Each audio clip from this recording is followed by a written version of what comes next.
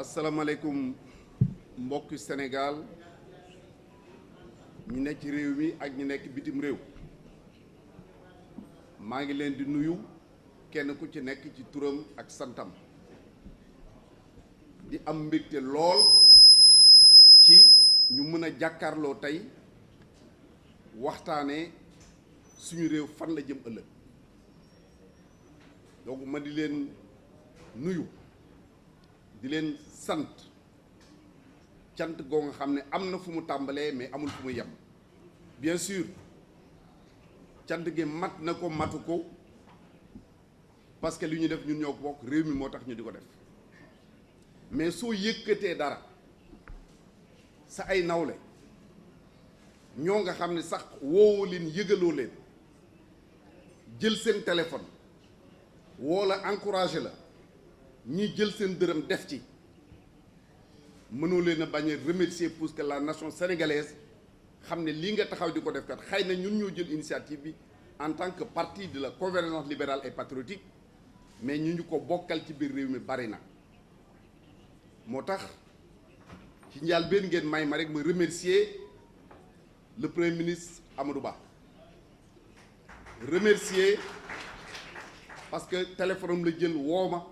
ni ma mon frère lu ngeen di def njariñu réew mi moo tax nga di ko donc dama ci dugal sama participation mon frère ami Abdoulaye Diouf Sarr a fait la même chose notre frère Modou Fall qui est le directeur de l'emploi ton neveu professeur je reviendrai Souleymane Ndiaye qui est le DG de la SAPCO également mais je n'oublie pas mon ami et frère parce que damay wax toujours ni nit ki soo ko bëggee di wax li tax nga bëgg ko mbëggeel gi des na dafa am loo sopp ci moom je veux nommer mon ami et frère le président Babacar Gaye ici présent petite anecdote dama mës di waxtaan rek benn mun ma Babacar ma ni ko dama dégg benn woykat bu doon wax naan mbëru làmb la dara wax bàyyi sikkim xamuma sikkam ku xam sikkam na nga ma ko nëbbal je dis la même chose en parlant de Babacar. Je remercie également notre frère Ablaye Baldé qui s'est fait représenter ici par le docteur Samba Baldé, Ablaye Baldé de l'UCS. Également, ñun ñëpp ñu bokk kër goo nga xam ne fa la ñu bàyyeekoo. Mon ami et frère xam ne dama daan wax ni su ma doon am dauphin en politique du génn ñaar wala ñett le docteur Sanoko mon neveu Moussa Diakhaté de Bokk Gis Gis qui est ici présent l'honorable député ma di ko nuyu bu baax a baax a baax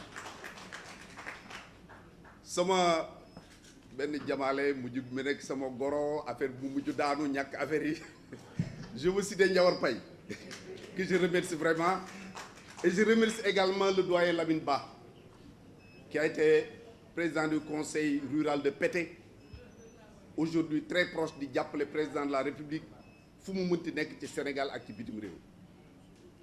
Je remercie également su ma tuddee le professeur Malamine Kourouma dinaa ci revenir tudd naa également son frère d'en face qui s'appelle Kamougué je m'arrête à Kamougué je ne donnerai pas le nom de famille.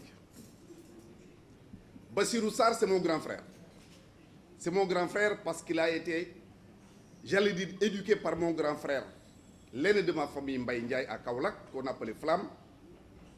Et depuis lors on est resté vraiment de très grands amis may rakkam mu nekk suma mag de la même manière je parle également du combattant le représentant des marchands ambulants comme il l'appelle débrouillard notre ami Sayer Tambédou très courageux Sayer dama ko xool bi ak ma ni kii dama defee ndey xaru Ndeye Sow vient d'arriver dans la salle qui est également coordinatrice d'un vaste mouvement d'un rassemblement de partis politiques qui s'appelle Juste olof yi dañuy wax ni kulim juum mais wax ju yàqal dañ naan kulim doo matal kon ñi nga xam ne ñëpp xëy na suñu làmmiñ tudd leen ñu xam ni ñu ngi ci suñu biir xol le professeur Kourouma caractérisé par une générosité jamais égalée xëy na bari na xale yi ñoo xam ne jotuñu ko xam am na benn document bu ko concerné bu ma waxoon ne nañ ko envoyé dans la presse si c'est pas fait danañ ko def aussitôt après la conférence Frères et sœurs de la convergence libérale et patriotique, frères et sœurs ou camarades membres de Benno Bokk Yakaar, honorables invités, mes chers compatriotes. Le 25 février 2024, notre pays, le Sénégal, choisira un président de la République dans des conditions particulières. Oui, particulières. Parce que de 1960 à nos jours, notre pays vivait aux dépens soit de l'aide extérieure, soit de l'arachide ou des phosphates. Mais à partir de 2024, notre pays, comme le prédisait le vénéré Serigne Saliou Mbacké, le Sénégal va devenir un pays pétrolier et gazier. Un tel pays, naturellement, sera plus attractif, plus difficile à gérer, parce que faisant l'objet de convoitises et de tentatives de déstabilisation de la part des forces occultes. Un tel contexte doit nous amener à bien réfléchir, à prendre nos responsabilités pour que notre pays reste cet îlot de paix que nous ont légué les présidents Léopold Sédar Senghor, Abdou Diouf et Abdoulaye Wade, yal na ko yàlla may gudd fan ak wér gu yaram. Mais avant d'aller plus loin, chers invités, permettez-moi de lever un coin du voile pour rappeler que le mardi, c'est le mardi qui a suivi notre défaite de 2012, que le président Wade me demandait, selon moi, quel était l'avenir du parti. Quand je dis parti, je veux parler du Parti démocratique sénégalais. Je lui disais, Monsieur le Président, santal yàlla, parce que pouvoir bi dafa génn ci benn néeg dugg ci benn néeg mais génnul kër gi c'est la maison libérale que vous avez fondée.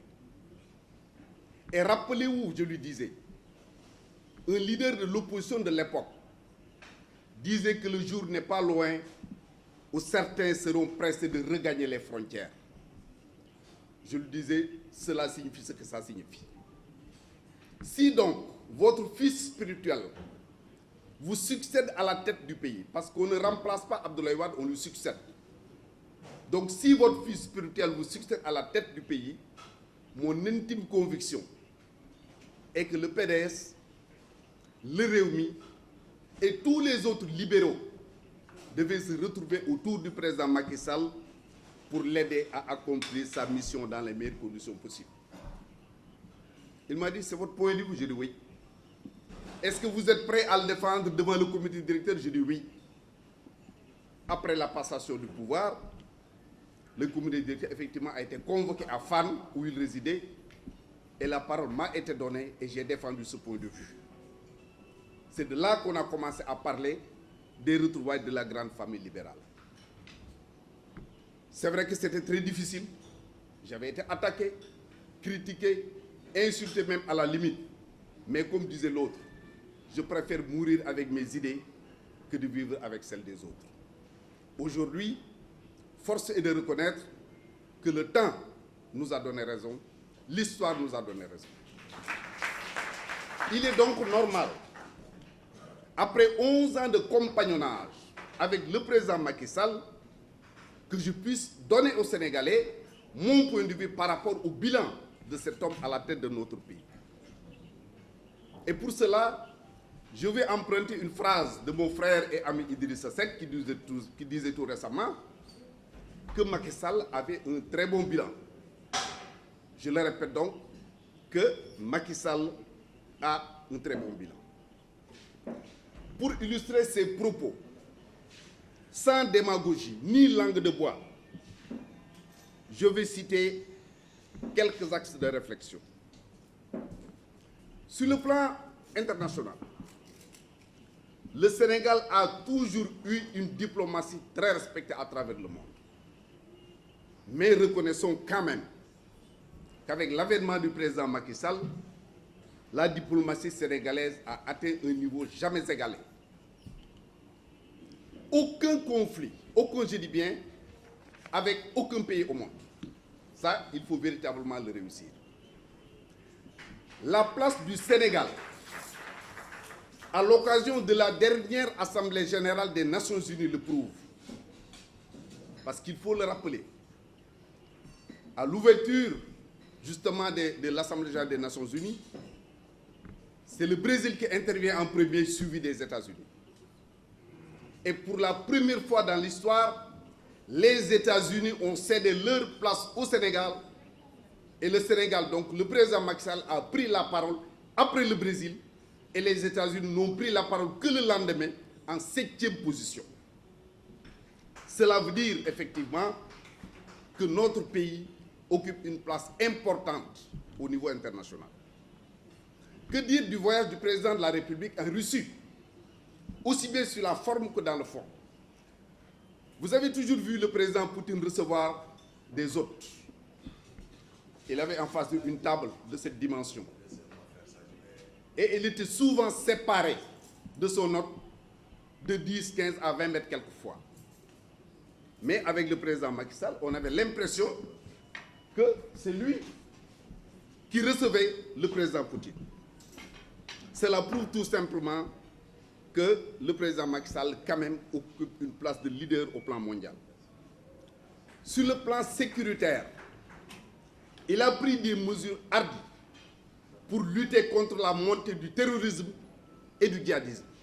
C'est ce qui explique d'ailleurs la création à l'est du pays, vers Kidira, de ce qu'on appelle le groupe d'action rapide de surveillance et d'intervention Garci, je le dis, sous le contrôle des 2 colonels, anciens colonels de l'armée sénégalaise qui sont ici présents.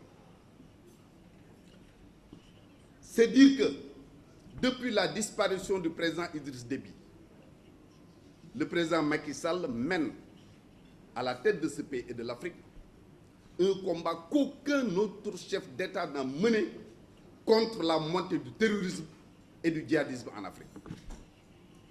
Au plan interne, 2 réalisations, 2, auraient suffi pour les panafricanistes que nous sommes pour dire que son bilan est largement positif.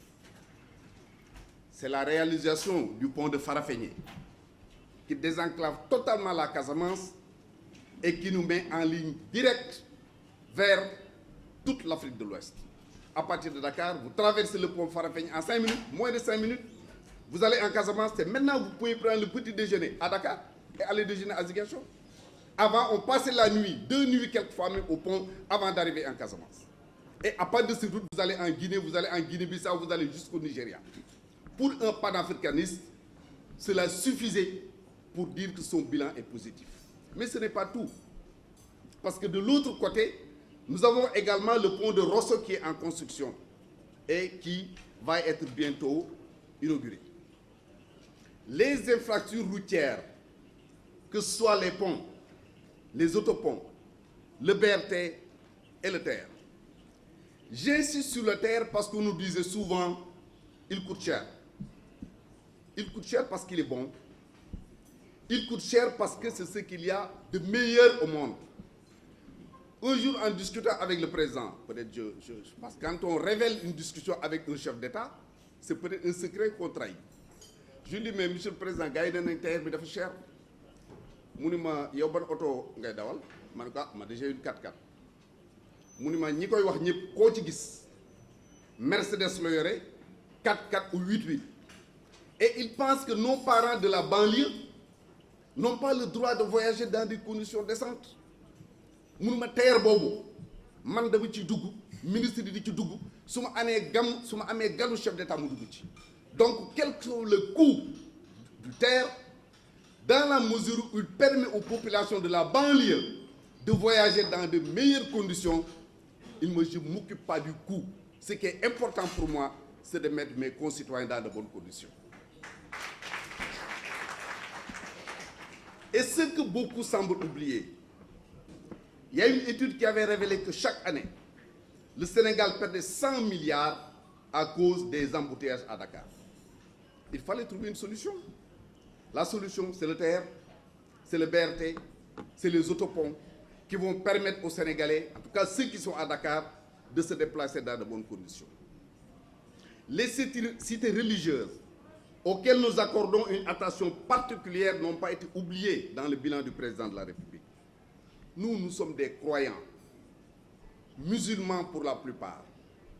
Ces confréries, fondées par El Hadj Omar Foutiyou Tall, Cheikh Ahmadou Bamba, El Hadj Malick Sy, Seydina Limamou Laye, Baye Niass, Amary Ndack Seck et tant d'autres ñoom la ñu yaakaar ñu defaral ñu suñu àddina ëllëg ñu teg ñu ci yoon xam moo ñu dugal àjjana loolu la ñu gëm ku gëm leneen am nga droit gëm ko ñun ñi gëm loolu. Si le président fait des réalisations dans les cités religieuses et s'occupe des chefs religieux, nous applaudissons parce que nous estimons que ñun la ko defal kenn ku nekk war nga ko soo ko mënul def su ko président defee à ta place yow la ko defal. Mes chers compatriotes, le bilan du président de la République est aussi et surtout social.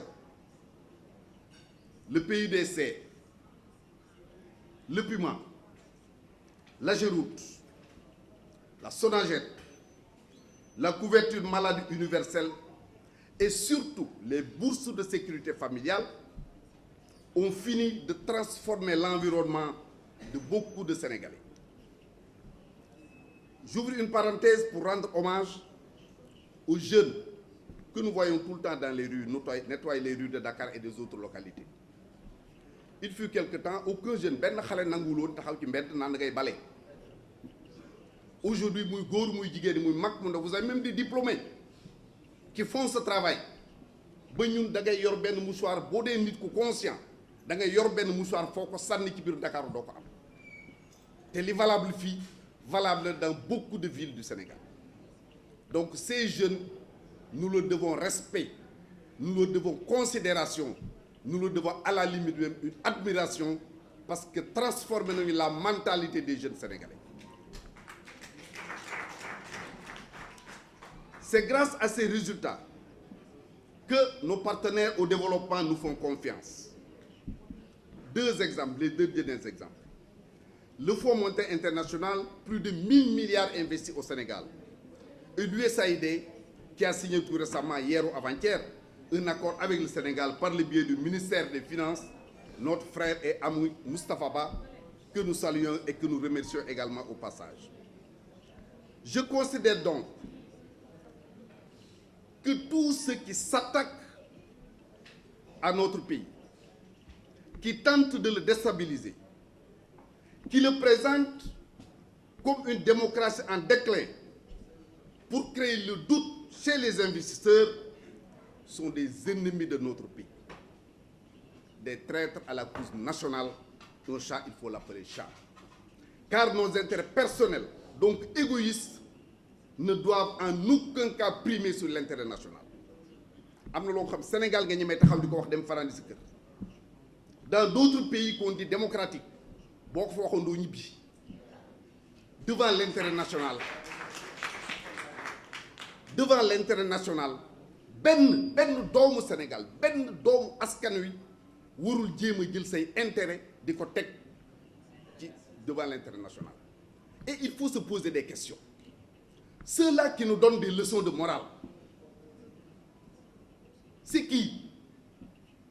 Lu ñuy def, lu ñuy liggéey, lu leen di dundal, ku leen di jox ay 4x4, ku leen di jox ay sièges yu ñuy fonctionner, ku leen di jox xaalis bu ñu voyager à travers le monde. Voilà les bonnes questions qu'il faut se poser. C'est la raison pour laquelle ils ne nous représentent pas. Ils sont là pour défendre des intérêts de forces occultes. Ku mën a taxaw di ŋàññi sa réew pour mu daanu, ku mën a taxaw di wax ni nañu daganal góor jigéen au Sénégal, ku mën a taxaw di wax ni nañu légaliser tuxu yamba au Sénégal.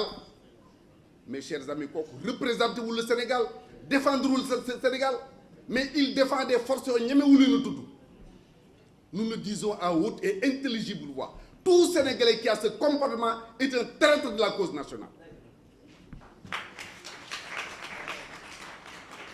Certains reprochent à notre pays de s'endetter. Mais quel est le pays au monde qui ne s'endette pas? Je pose la question aux économistes. Et si le Sénégal s'endette, continue à s'endetter et bénéficie de la confiance de nos partenaires, c'est parce que le pays est stable, il est sûr, il est bien tenu, il est bien gouverné.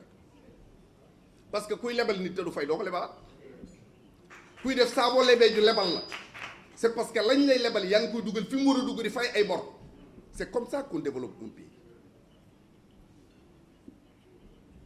Nous sommes en démocratie et en bon démocrate nous devons toujours nous battre pour que ceux qui ne sont pas d'accord avec nous puissent tous les jours dire qu'ils ne sont pas d'accord avec nous et dire également pourquoi ils ne sont pas d'accord avec nous.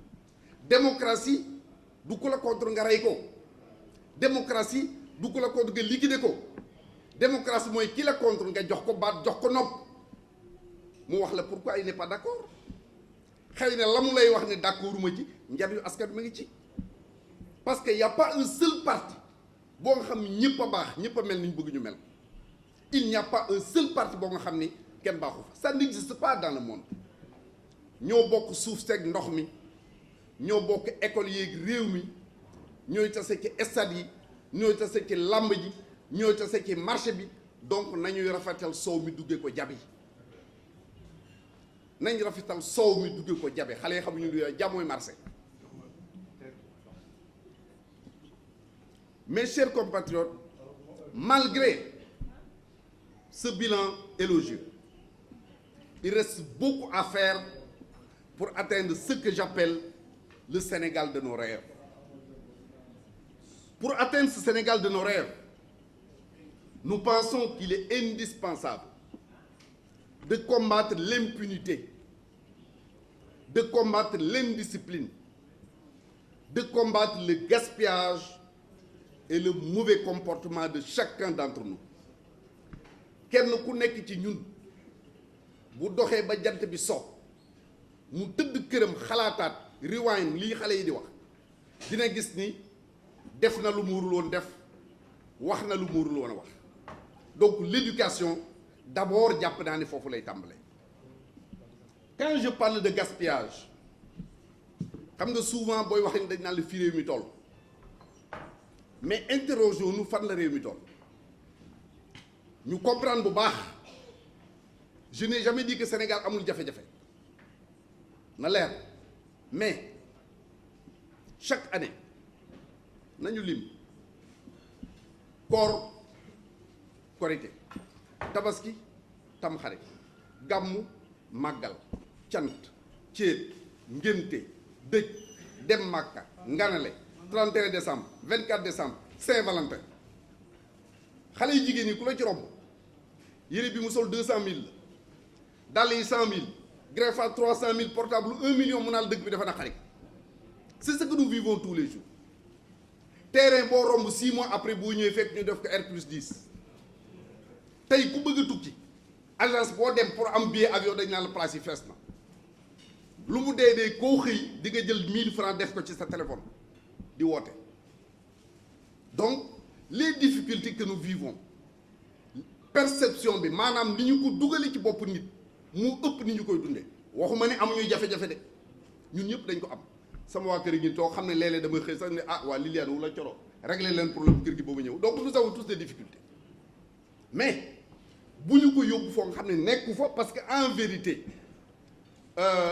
Ismaïla Ndaama gële ci ginnaaw moo ma daan wax ni benn góoram moo koy wax ni ñi soox ñëpp digg gi jamu leen ñaar ñooy gën a véhiculer loolu ñi nga xam ni bëgg nañu tout le temps sénégalais yi di kaas daan gouvernement bi def fi dara def fi dara def fi dara te kenn du toog jàkkaarloo ak le gouvernement pour wax bilan ak ñi nga xam ne dañu seen poche mën nañ yor 1 million seen poche bu ma tasee nday soo dafay dafa may laaj paasu taxi li may tàmm ni ko cher mais day dëkk bi dafa metti de man yoruma dara te booba yaa ngi 1 million sa poche sa compte bancaire boo fa demee ay millions moo fa nekk. Donc encore une fois il y a des difficultés mais bari na ci difficultés yoo nga xam ñoo ko teg suñu bopp nañu waxante dëgg parce que nit ki boo dul wax sa bopp dëgg di wax ak ki nga àndal dëgg pour nga avancer day dina metti.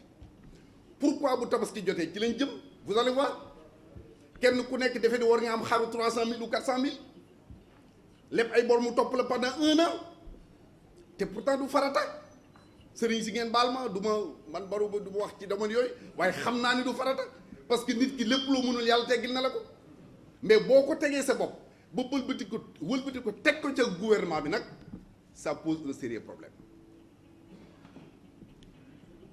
Ensuite, le Sénégal de nos rêves toujours, c'est de soumettre à la population sénégalaise une véritable constitution du Sénégal. Parce que man jàpp naa ne jusqu'au moment où nous parlons, la constitution bii ñu yore di ci doxal, nous sommes obligés de la respecter, mais c'est pas une constitution sénégalaise. Je donne un seul exemple. su ma demee tey seeti Suzanne Këram wala ma seeti mon frère ami Babacar Gaye may dem jënd dara yóbbul ko mbaa may dem mu làmb poosam ni ma sa waay xam naa ne dëkk bi neexul da am 50 000 francs 100 000 francs 10 000 francs passé ko ci ñun teraanga la, ci tubaab corruption la, c'est ça. ci ñun teraanga la mënoo ko bañ a def, ci ñoom corruption la, guerre lañ ko tuddee. kon bokkuñu ay réalité.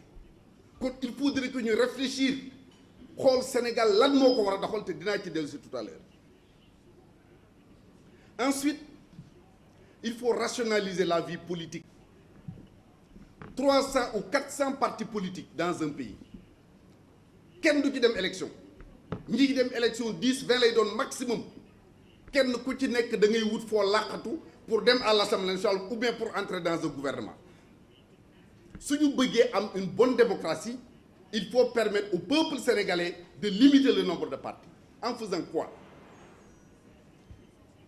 dañuy dem élection législative, amul alliance pour dem aux élections législatives parce que nag ku bëgg a doon imam te mënoo tari Fatiha demal nga toogi. bëgg a doon imam te mënoo tari Fatiha demal nga toog. donc pas de coalition pour les élections législatives. ku demul bokkatoo, le ministre de l'Intérieur rayé de la liste. ku dem te amoo benn député ñu rayé de la liste. bu ñu ko defee nous allons nous retrouver avec moins de 10 partis politiques.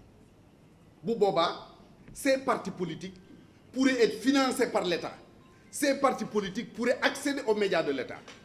Mais 400 partis politiques soo waxee ñu la les secrets sont d'égale dignité d'égale valeur, alors que am na parti yoo xam keroog bañ ko créé ba fi ñu toog di wax musuñu réunion musuñu assemblée da ngay toog bàyyi rek dégg communiqué ñu la le bureau politique du parti s'est réuni a décidé que tant kenn du gis ñu def benn activité. donc loolu bokk na ci li ñu jàpp ni war nañ ko mën a def pour assainir la vie politique.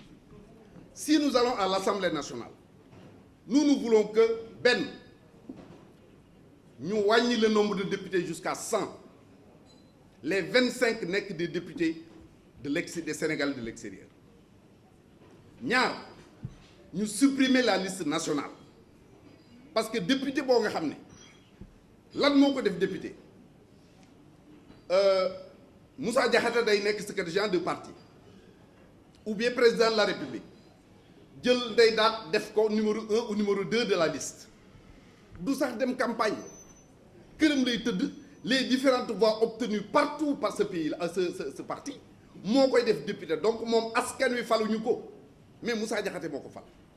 donc nous proposons la suppression de la liste nationale, découper Sénégal en circonscriptions électorales 75 circonscriptions électorales bu ci nekk ku bëgg a doon candidat nga doon candidat sénégalais décider kan la ñuy fal bu ñu ko defee ku ñu fal di nga toog ci sa base. beneen mesure bi mooy il faut supprimer le salaire des députés. oui loolu nag je le précise Suzanne je te prends à témoin d'où samay proposition. À l'occasion du discours introductif du secrétaire général à l'époque du PDS maître Abdoulaye Wade au premier congrès de Kaolack loola ca la nekk fa laa ko jëlee. donc li waa ji wax naa du samay wax de ay waxi góor gee waaye wax jooju nag daf ma convaincre parce que fan la ñu teg vous êtes médecin à Kédougou ñu nommé le député élire le député pardon nga tëj sa bureau tu viens à l'hôtel des députés am nga 4x4 am nga chauffeur am nga essence am nga près de 2 millions de salaire par mois dematoo sa dëkk ñan nga doon faj amatuñu ku leen faj dans un pays qui manque de tout. Nous pensons que ce n'est pas raisonnable. li ñu war a def le médecin qui a été élu député il reste médecin certes état war na ko jox waruwaay war na ko jox à la limite carburant bu muy utiliser pour dem ci ñi nga xam ne ñoo ko fal su assemblée wootee mu ñëw def session ñu fay ko indemnité de session mu dellu continuer def liggéeyam mais gëmuma ni war nañu jël un député fonction benn lay doon mooy député te 12 mois de l'année Moussa Diakhaté je vous prends à témoin également sur les 12 mois de l'année gëmuma ni député dañ ci dem 4 mois à l'Assemblée nationale kon loolu aussi gëm naa ne bu fekkee ni bëgg nañu réconcilier le peuple sénégalais et l'Assemblée nationale bokk na ci mesures yi ñu war a jël le gouvernement trop large élargi nous pensons qu'un gouvernement de 15 ministres doy na pour administrer le Sénégal et en plus de l'Assemblée nationale nous pensons que nous devons créer un Sénat composé de Sénégalais de 60 ans et plus un conseil économique et social un haut conseil religieux et coutumier loolu nag dafa am solo parce que fu réew mi jaxasoo ñu ne dem leen ci sëriñ si mais kon bala muy jaxasoo dañuy waxtaan ak ñoom bu ñu créer un haut conseil religieux et coutumier où toutes les questions de l'État se discutent là-bas à titre consultatif laaj leen seen xalaat bala ñuy dem assemblée di dogal jàpp naa ne luy defar lay doon mais du luy yàq ki nga xam ne boo jaaxalee ba xamatu foo jëm ci moom ngay jëm mais bala ngay jaaxle boole ko ci li ngay def au départ jàpp nañ ne bu ñu ko defee nekk na mun na jariñ réew mi ensuite il y a la nomination des directeurs généraux gis naa sax nag suñu yenn sénégalais yu reprendre loolu à leur compte c'est bien mais au moins waroon nañ am rek ni ngoro ni c'est des propositions de la CLP parce que wax nañ ko à notre premier congrès en 2017 wax nañ ko à notre deuxième congrès qui s'est tenu au mois d'avril dernier au Théâtre national Daniel Sorano nous pensons que un directeur général du président moo war a tëju ci néegam rek seet ko ko neex mu nommé ko il faut faire appel à candidature ku bëgg proposer wu déposer ce dossier mu am commission bu ko càmbar génne les 3 meilleurs dossiers pour respecter la constitution nous dirons au président voilà les 3 meilleurs dossiers tànn ci kenn ku la neex nga fal ko jàpp nañ ni bu ñu ko defoon toutes les compétences nationales seraient utilisées et comme il faudrait les utiliser dans l'intérêt du pays beneen bi ci des nous parlons toujours de l'unité africaine nous parlons du panafricanisme depuis Kwame Nkrumah depuis Cheikh Anta Diop et tant d'autres en ont parlé mais jusqu'au moment où nous parlons mën naa wax ne xalaat boobu day gën a dellu ginnaaw olof ne dañuy wax ne mbay ci sa wewu tànk ñii ni mbay ci say wóom kon ñun ñu jàpp ni la priorité aujourd'hui pour les Sénégalais que nous sommes c'est de nous battre pour arriver à un gouvernement sous-régional le Sénégal la Gambie le Mali la Mauritanie la Guinée-Bissau devraient pouvoir construire une fédération dans notre sous-région boo nga xam ni li fi nekk ci ay ressources hydrauliques agricoles minières gazières et autres amul benn réew ci monde bi boo nga xam am na autant de ressources donc il est temps que ñu mën a boole suñu ay doole pour mën a développer cette région-là évidemment du lu gaaw du lu yomb xëy na ñu ngi koy wax tey mais même bu doon am peut-être suñu sët ñoo koy fekkee mais qu'importe nit ki li ngay ji du ne da nga koy ji pour sa intérêt bopp mais da nga koy pour que ëllëg gis biir mu mën a jariñ askan wi mais en attendant il y a une question qui me paraît primordiale c'est la question des nationalités je ne trouve pas normal je ne trouve pas juste que koo nga xam ne dañu ni cosaanam Guinée la wala Mali la wala Gambie la te ay maamam ak i maamaatam depuis plus de 100 ans ñu ngi fii au Sénégal xëy na sax baayam bi ko jur wala maamam bi ko jur sax musul dem Guinée musul dem Mali musul dem Mauritanie mu bëgg nationalité sénégalais ñu ni ko mënoo am nationalité parce que Diakité nga sant Baldé nga sant Ba nga sant avec H ce n'est pas juste alors que nous disons aux Européens aux Français par exemple sama doom France la juddoo dafa war a am nationalité sama doom États-Unis la juddoo dafa war a nationalité alors que Guinéen bi nekk Sénégal maamam maamaatam juddoo Sénégal ñu ne ko amoo droit am la nationalité Sénégal au nom de quoi je pense que c'est ça le véritable défi que nous devons relever parce que mënuñu boddi compter ci suñu biir bañante ci suñu biir non te entre africains ba pare bëgg tubaab yi dañu respecter ce n'est pas possible Ce n'est pas possible.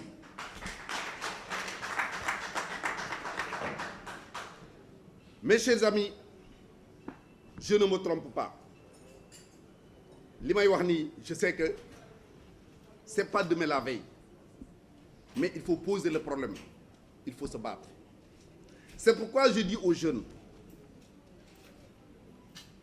vous ne devez pas baisser les bras. Si aujourd'hui vous êtes frappé par le chômage, malgré les efforts faits par le gouvernement et les résultats obtenus à partir du programme Xëyu Ndaw ñi, ce n'est pas de votre faute, ni de votre responsabilité. Si nos écoles et universités traversent des difficultés, les difficultés que nous savons, ce n'est pas de votre faute, encore moins votre responsabilité. Si une mauvaise politique économique et sociale, appliquée depuis 1960, a encouragé l'exode rural, également ce n'est pas de votre faute, ni de votre responsabilité. Si beaucoup d'entre vous pensent que les États-Unis ou l'Europe constituent l'Eldorado, ce qui est un rêve, ce n'est pas de votre faute. Ce sont nous les anciens, tous les régimes qui en sont responsables. Mais il faut le préciser également, ce n'est pas une raison pour baisser les bras. Ce n'est pas une raison pour emprunter des voies qui vont vous perdre. C'est la raison pour laquelle je lance un appel à chacun d'entre vous pour que la main dans la main, vous preniez en charge les destinées de ce pays, mais également votre avenir. Je vous le dis parce que c'est possible. Je vous le dis parce que j'y crois. Je vous le dis parce que c'est ma conviction. Voilà le Sénégal de mes rêves. Mais comme je disais tantôt, je suis réaliste. Je tiens compte du contexte national, sous-régional et mondial. C'est la raison pour laquelle j'invite les Sénégalais de manière générale et tous les membres de Benno Bokk Yakaar et de la majorité présidentielle à faire un sursaut qui transcende les divergences idéologiques et les positions partisanes pour faire bloc autour d'une candidature, celle qui a le plus de chances de gagner en 2024. Je suis en effet convaincu que le Sénégal, à partir de 2024, devra être redessiné au plan politique. Nous devrons retrouver une très grande famille de la gauche réconciliée avec elle-même. Parce que, rappelons-le, chers amis, la gauche sénégalaise a joué un rôle important dans la conscientisation des élites africaines bien avant les indépendances. Et jusqu'au moment où nous parlons, la gauche qui est là au Sénégal continue à apporter sa contribution très fructueuse au débat national, à l'orientation que notre pays prend. À mon humble avis, ce schéma de recomposition devra se faire après l'élection présidentielle de 2024.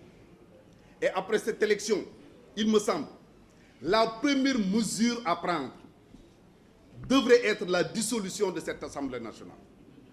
Rares sont les Sénégalais qui vous disent aujourd'hui que nous sommes contents du comportement de la majorité des députés à l'Assemblée nationale. Pour toutes ces raisons, je souhaite que le candidat de la majorité présidentielle en 2024 soit le président Macky Sall. A-t-il le droit constitutionnellement? Est-ce que am na ci droit? ñi ne amu ci droit, ñi ne amul droit ci beneen mandat, am nañu droit ni amul droit ci beneen mandat. ñi ne am na droit ci beneen mandat, am nañ droit ni am na droit ci beneen mandat. Ndax nit buy xuloo dafa yaakaar ni am na dëgg, nit buy werante dafa yaakaar ni am na dëgg. Kon ñaari nit bu ñuy xuloo mbaa ñuy werante dañuy dem fa mbaxane doone menn bu àtte leen. Et dans le contexte actuel, je pense que ki ñu war a àtte, c'est le Conseil constitutionnel. Et je suis à l'aise dans ce débat. Vous étiez là en 2011-2012. Quand la question s'est posée concernant le président Abdoulaye Wade, je défendais la même position. Ku bëgg a doon candidat, déposer ce dossier et le Conseil constitutionnel dira ku war a doon candidat ak ku ko warul doon. Je dois dire également, parce que vous êtes témoin, à l'époque, c'est le président Macky Sall qui disait le président Wade n'a pas le droit. Mais ce que le Conseil constitutionnel validé, j'irai battre campagne. Il l'a fait. Sénégalais yi gëm ko ci loolu mu gagné yàlla dogal ko. Donc gëm naa ni coow li jaru ko parce que ce qu'on appelle une tension politique au Sénégal en vérité n'est pas une tension politique. Si on me dit qu'il y a une tension judiciaire, oui, il y a une tension judiciaire. Mais au plan politique, il n'y a pas de tension politique. Ce qui se passe dans le pays est tout à fait normal. Nous sommes en démocratie. Ni dañu ni nii la ñii ni du ne nii la. Est-ce que da ngeen a gis ñaari parti politique yu gàddu ay yet di reyante? Est-ce que dañu gis kii di meeting keneen ci ñëw ni ko doo fi meeting par force ñuy xeex? Ça n'existe pas dans ce pays-là. Il y a de cela 1 an, juste après le coronavirus, nous avons convoqué, le président avait convoqué un dialogue.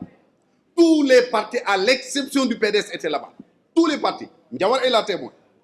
Tous les partis étaient là-bas. D'ailleurs, tous les partis étaient là-bas, à l'exception du PDS. Nous dialoguons. Tay lu mënti xew parti yépp nga gis ñoy andando diko def.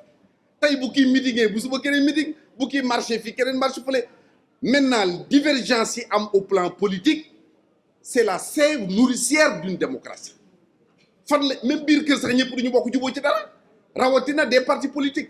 Donc, on n'a pas de tension politique. Nous avons des divergences et c'est tout à fait normal en démocratie. Un dialogue a été lancé par le président de la République. En tout cas, il y a un dialogue qui est annoncé. Mais am nañu droit dem ñii di duñu dem am nañu droit bañ a dem parce que bu ñëpp doon àndoo waxandoo benn kàddu jarul ñuy dialoguer. Donc à ce niveau je pense qu'il n'y a pas de difficulté, que chacun fasse ce qu'il a à faire. Ku bëgg a doon candidat déposer ce dossier de candidature et le Conseil constitutionnel va décider de qui sera candidat ou qui ne sera pas candidat. Beneen bi ci des mooy au plan politique, est-ce que Macky Sall doit être candidat? Je suis de ceux qui pensent, dans la majorité présidentielle, si Macky Sall donne un candidat, majorité bitas. C'est ma conviction. Gisuma Ken, ah, Khanaman. Ken, ku nek dans la majorité présidentielle, te bo yëkkat ses xoññeneen ñu topp la. Amu fa, c'est le seul fédérateur qui peut réunir tout le monde autour d'un même objectif. Sauf maintenant, Soudéni, de nous pouvoir dans la rue. Si c'est ce que nous voulons, allons chercher un autre candidat et le pouvoir sera dans la rue. Quelqu'un va le ramasser pour le mettre entre les mains des djihadistes qui vont déstabiliser notre pays. C'est aussi simple que ça. Moralement, parce que la question juridique, encore une fois, je le dis, ni ko wara régler moy le Conseil constitutionnel. On nous dit que moko waxone. Oui, moko waxone. Mo ne won duma donat candidat. Mo ne won duma briguer benen mandat. C'est vrai. Mais je demande à mes amis colonels, est-ce qu'un général amna droit fi armée soxla ko, fi armée bi sonné, fi armée bi nek ci goudi gu beut sétagul? Est-ce que le général a le droit d'abandonner les troupes ni maa ngi noppalu ci duma soldat mais yaakaaruma ko. En 2008, certains, je citerai Moustapha Cissé Lo, je citerai mon frère Mbaye Ndiaye, dañu perdre seen mandat ou député dem andi ak Macky Sall parce que Macky Sall avait des problèmes avec le PDS. Donc ils ont pris des risques. Mënoo yore réew sëriñ su baax di la ñaanal. Je le rappelle souvent, première fois bis bi mu jëkk a dem toogal suñu sang bu tedd bi sëriñ Saliou Mbacké yal na yàlla yokk leeram tas bi ci barkeem. Sëriñ Mbacké soxna loo yebal ko fa. Sëriñ Saliou dafa ni ko ay témoins di may dégg parce que ñu ngi dund ndaxam pétrole bee am ci Makka nit ñi nërëm wuti fa. Sëñ Touba ñaan na ko bu mu am fii ci Sénégal ak fee ñoom akuk defaroom yàlla na jaare ci sa loxo. Ça c'est Serigne Saliou qui l'a dit. Dama ne encore une fois ñi ko fekke woon ñi ngi toog donc nga nekk ci loolu di ci liggéey bi yàlla ubbi ci bunt ñu ne 2024 Sénégal day am pétrole te bu amee pétrole du luy jur jàmm. Attention dégg ngeen toujours ñu naan la malédiction du pétrole réew mu am pétrole rek bu ñu watul réew ma tàkk na. Donc nga dem ba ci buntu boobu plus toutes les raisons yi ma la wax tout à l'heure ñu ni la kaay doon suñu candidat nga ne du ma ko doon man en tout cas personnellement xëy na mën nañ bañ a bokk gis-gis mañ nañu bokk bañ a bokk ay éléments d'appréciation mais su ma nekkoon à sa place suñ ma nee ñëwal doon candidat je dirais oui oui et oui je serai candidat. Telle est ma conviction et c'est l'appel que je lui lance, que je lance au président Macky Sall, qu'il accepte parce que sa voix même bu dee ni mooy président de la République benn baatu Macky Sall ëppul solo des millions de Sénégalais yu ngi di gis tous les jours ñuy wax ne dañu bëgg Macky Sall nekk suñu candidat. Pour toutes ces raisons je l'invite, monsieur le président, certainement que vous nous suivez, en tout cas vous aurez les échos de notre rencontre. Je vous invite à accepter la candidature de ceux qui demandent que vous soyez candidat. Si le Conseil considère que vous devez être candidat, nous prendrons acte. Si le Conseil considère que vous ne devez pas être candidat, nous prendrons acte, vous ne serez pas candidat. Encore une fois, mbokk yi maa ngi leen di gërëm maa ngi leen di sant di jéggulu kàddu yi gudd na sonal naa leen di tout ça mais vraiment kontaan naa ci ndaje bi maa ngi leen di gërëm di leen sant xëy na dañuy invité rek suñu dañuy invité les amis après non on passe au dîner après on revient pour le débat ñàkkul ne am na ñoo nga xam ne dinañ leen jox kàddu gi mais en attendant je pense que mën nañu xiiwlu pour une demi-heure on reprend le débat pour donner la parole à ceux qui voudraient la parole. Merci.